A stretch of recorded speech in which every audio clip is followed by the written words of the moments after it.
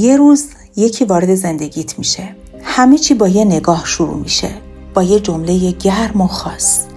تو با بقیه فرق داری و تو ناخودآگاه لبخند میزنی. حس میکنی دیده شدی، درک شدی. یه جوری به دلت میشینه که انگار همیشه دنبالش بودی. اما بذار یه چیز رو همین اول بهت بگم.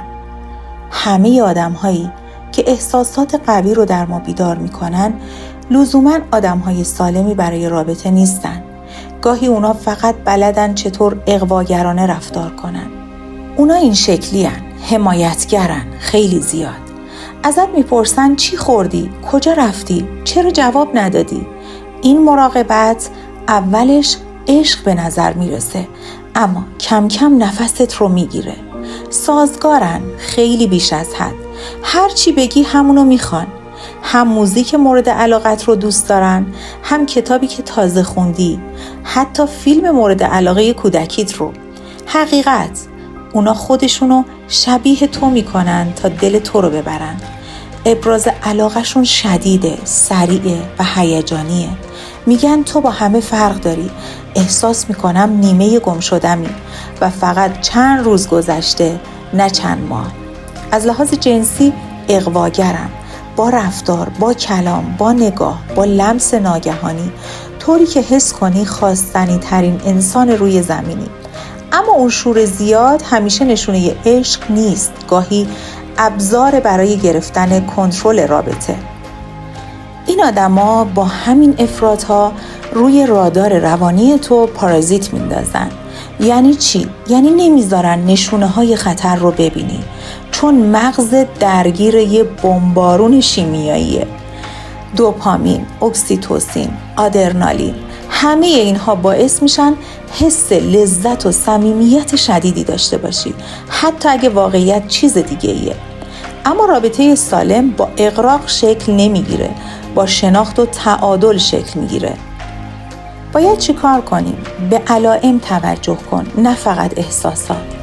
اگه چیزی زیادی خوبه، زیادی سریع پیش میره، زیادی شبیه فانتزیاته، یه مکس کن. مراقب افرادها باش.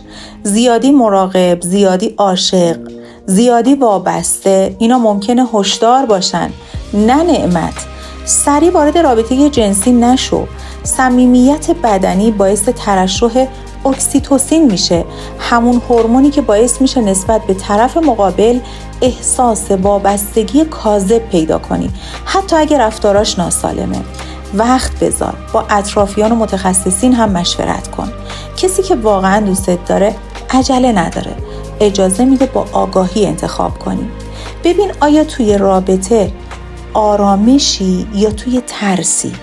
اگه مدام باید نگران از دست دادنش باشی یا درگیر دوگانگی و گیجی هستی، یه جای کار میلنگه.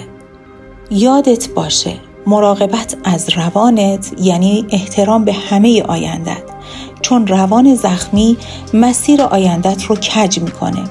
تصمیم هایی که از ترس گرفته میشن، رابطه هایی که از تنهایی شروع میشن و سکوت هایی که از فرسودگی نه آرامش، همشون ردشون رو توی آیندت میذارن.